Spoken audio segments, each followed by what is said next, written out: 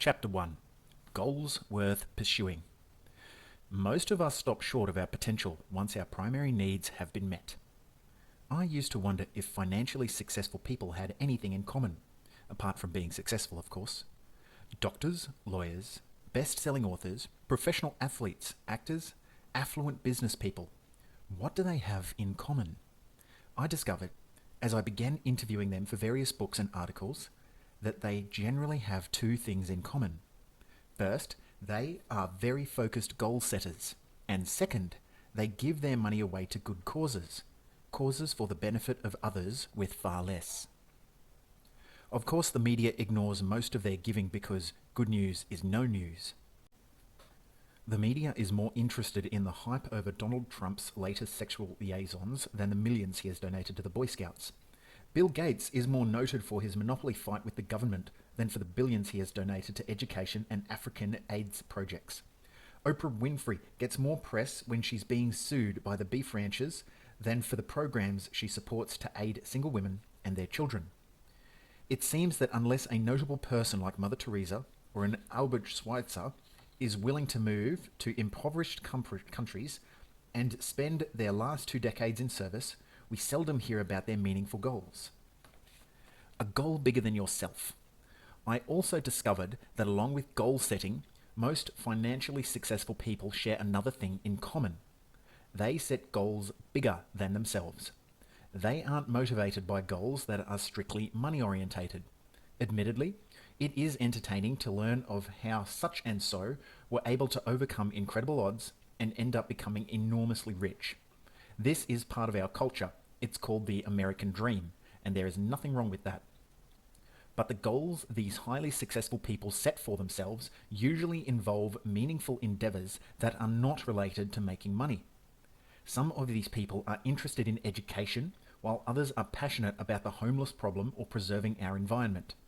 The fact is, I learned that life for most highly successful people is more about the legacy they leave than the car they drive, although most of them drive very nice cars anyway. My impression is that most of these people were only able to truly enjoy success once they directed their energies towards altruistic objectives. Because, in our hearts of hearts, beyond our personal needs, most of us find life much more gratifying when we help others. To be sure, we all like nice things, but most of us realize that meaning comes from unselfishly assisting others than from giving ourselves nicer cars and bigger homes. Donald Black is a relationship expert I know who often challenges his audiences at lectures by asking them this question. How would you feel tomorrow morning if you woke up and learned that you had just won the $250 million lottery, but you were the only person left on Earth? Obviously, his point is the need for emphasis on our relationships and on sharing what we have with others, rather than living for only material things. Of course, there are some people who are strictly greed motivated, but social psychologists have discovered that even selfish people often have goals that benefit others. In other words, they have meaningful goals. I call meaningful goals other-directed goals. I've been a goal setter since my mother introduced me to Napoleon Hill's work 35 years ago. As I consider my former successes, I attribute many of them to goal setting. My best sellers, the Lotus Esprit, the home in Switzerland, the airplane, the boat, they were all goals, and achieving them were all gratifying. But the real secret is this. When I had just those goals, I never succeeded in achieving any of them. I wanted all those things, but they eluded me until I created 2 meaningful goals that involved the lives of others. That's when I learned 3 important facts that have been verified countless times. First, big homes and fancy cars don't bring a fraction of the fulfillment that unselfish sharing brings. Second, it's much easier to give away money than to manage it. Third, those who can't really conceptualize big enough goals to stretch themselves will never have big money except by some fluke or chance, which is almost never. Let's look at those facts in reverse. I grew up in Missouri farmland where I thought riches were a bike and 2 clothespins that held playing cards to the spokes so that my bike sounded like a motorcycle. When bleeding Madras shirts were in, Mum made me one, but the sleeves were too short, so I added to my concept of riches a store-bought Madras shirt that had sufficiently long sleeves. Of course, in my 20s, the goal became greater, but the thought of earning 100 grand or more per month never entered my mind. Therein lies the first problem.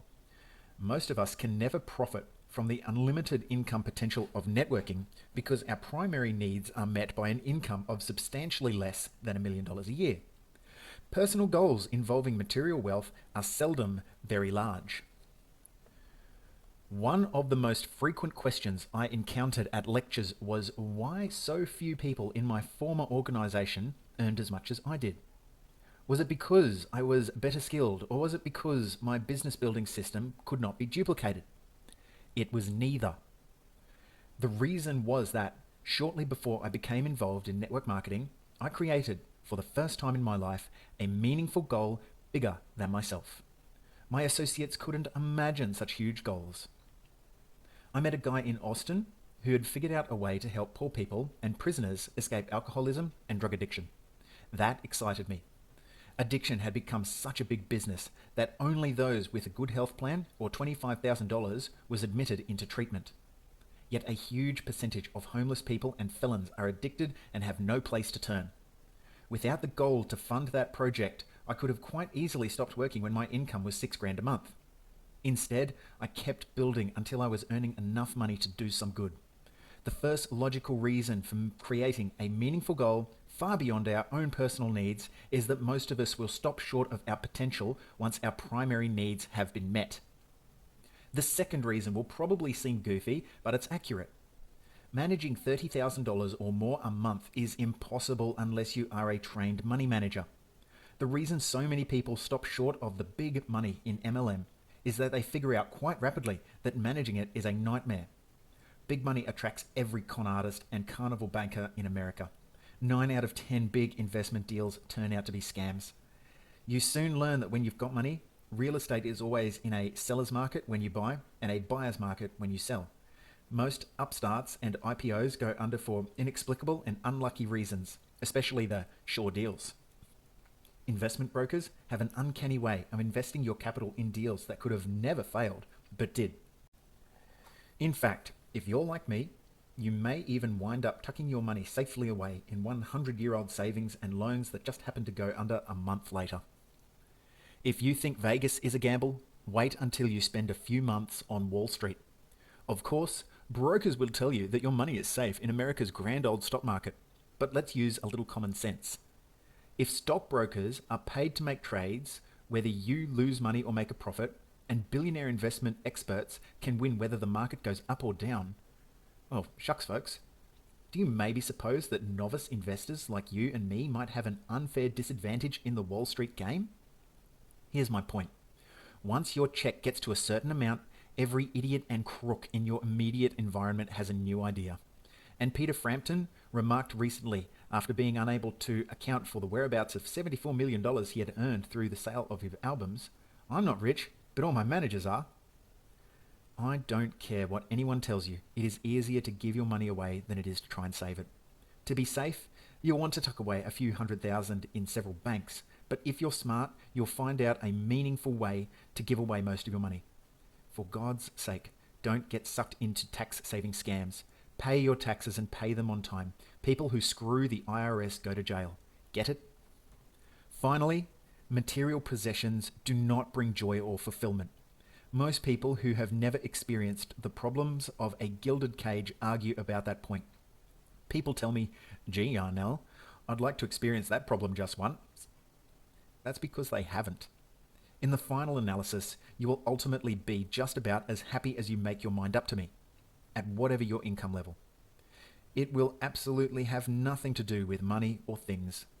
If your marriage stinks, a new boat or car won't change the smell.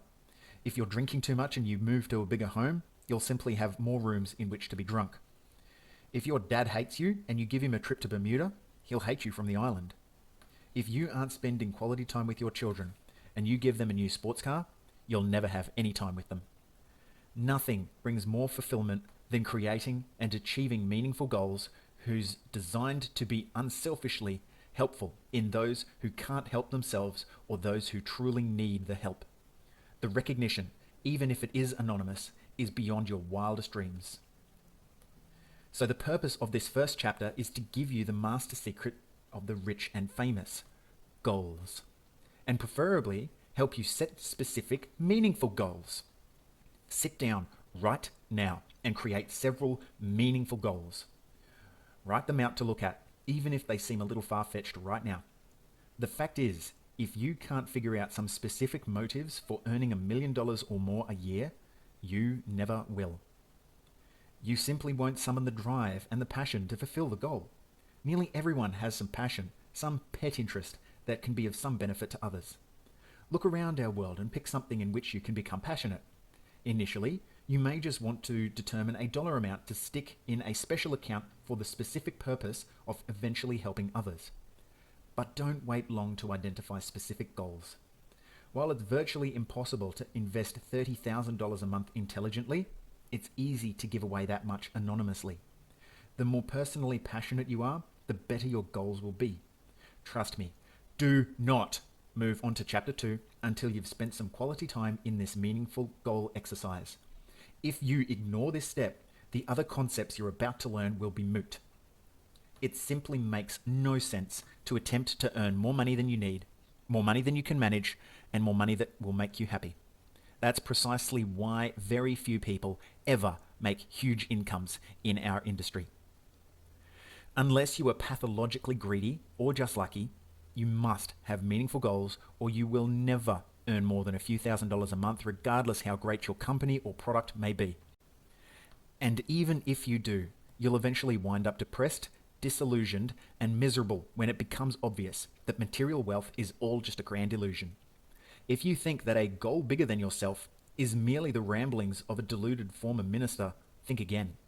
I've rubbed shoulders with rich and famous people from many different countries and backgrounds, and the one thing I found that they all had in common was a goal bigger than themselves.